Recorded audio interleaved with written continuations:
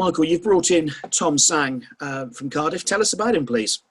Well, we think he's a good player first and foremost. He ticks a lot of boxes in terms of his profile. 6 foot, 6'1", really good physicality, great energy, good legs. Can play in a number of positions as well. So it's someone that he sort of came up on our radar during the playoffs when we played Cardiff, just having conversations with Neil Harris.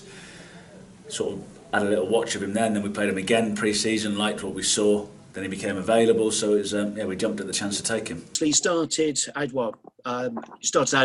he's had time at Man U, certainly. Were you aware of him back in the Northwest during your time at Burnley? No, well, that's 4 years. Well, 4 years. Yeah, 2 years since I left. And we didn't come across Man United very often at Burnley because we were a Cat 3 and they were a Cat 1. But again, like I said, his profile's good. You don't come through at Man United, you can normally handle a football. But then sometimes the other side of the game, they're not so good at when they come from those type of clubs. They're very often technically very sound, but they don't want to do the dirty stuff, where Tom seems to enjoy that. Like I said about his energy and his physicality added in with the technical abilities, we think he'll be a good fit. And how useful will his experience at Fylde be? Because if you can play at that level, it suggests you can mix it if you need to. Well, it's always generally when we take loans, they're generally first-time loans, so there's always a bit more of a flip of a coin because you just don't know how young players are going to adapt to the environment. Doesn't always mean that they're bad players if it doesn't work, but there is always a risk element. It alleviates a little bit of the risk because he has gone out and played men's football. He's been in and around their first team, training with Cardiff's first team for quite a few months now. So again, you don't sign what you believe to be bad players, but we think he ticks a lot of boxes of what we're looking for in terms of experience, technical ability, physicality, location, all the things that we look for. Hunger, he wants to come in and play. He wants to prove that he's good enough. So that's something that we want. Intention for Grimsby this Saturday? Yeah, he'll be involved. Don't know in what capacity yet, because obviously we've not gone through the team or picked the team yet. But obviously the team are coming off a good performance on Saturday, so he'll definitely be added into the mix. What's this week been like in training after that 3-0 win at Tranmere on Saturday? Just normal, really. Lads had Monday off because they'd had quite a few games, and of which 4 of the last 5 games have been away from home as well. So there's been a lot of travelling involved. So they earned their day off. That wasn't result dependent, by the way. That was just because of the volume of games.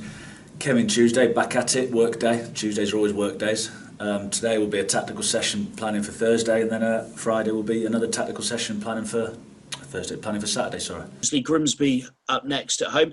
They've lost both their games so far.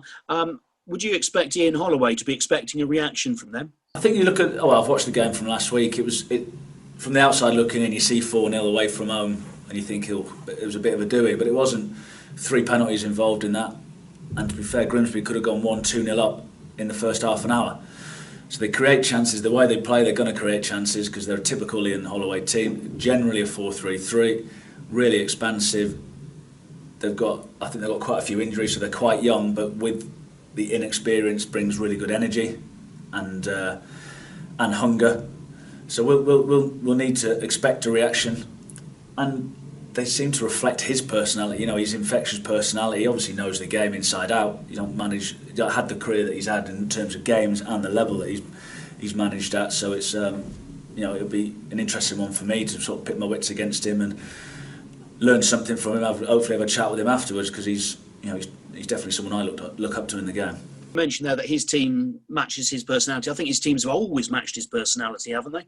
Yeah, I think so. You go back to his most successful time at Blackpool, and it was up and at him, and you've got nothing to lose, just have a go, and that's the way he is. I think that's people obviously in this area know him really well from his time at Plymouth and Bristol Rovers, and he's that type of bloke. That's why when he's not in management, he gets a job as a pundit, because he has got that infectious personality with knowledge of the game as well. He's not clowning around all the time either. He's obviously good at what he does and a real knowledge in there as well. So, no, I'll be interested to have a chat with him afterwards.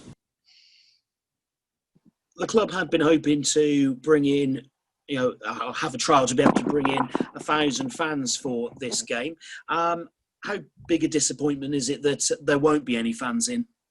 Yeah, huge. I think it's been a real blow across the country, really, not just for football, but in terms of businesses and moving forward. There's been a lot of hard work goes into having those 1,000 fans in the stadium, and just when you think we're just on the cusp of starting to get back to normality, it all of a sudden gets taken away from you.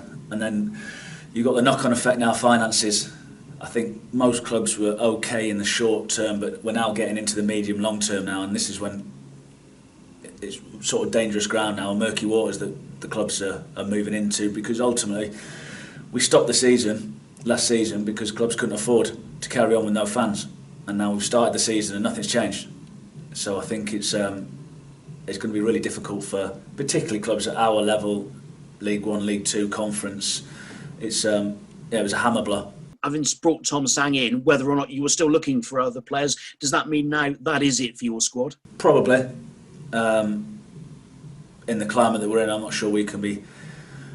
Well, we need to find out a little bit more in terms of where the club are at financially. So that'll probably be us done now. Obviously, Tom was only a loan anyway, but it's difficult for me to give an answer because I've not spoke to anyone at the board since yesterday. But I don't think you need to be a rocket scientist to realise that the money isn't going to be a wash. So going to the board and asking for more money when they're like, we're not quite sure when the next crowd's going to come in, and if it's going to be 6 months, then we need to respect that as well, and just make sure there's a football club at the end of all of this.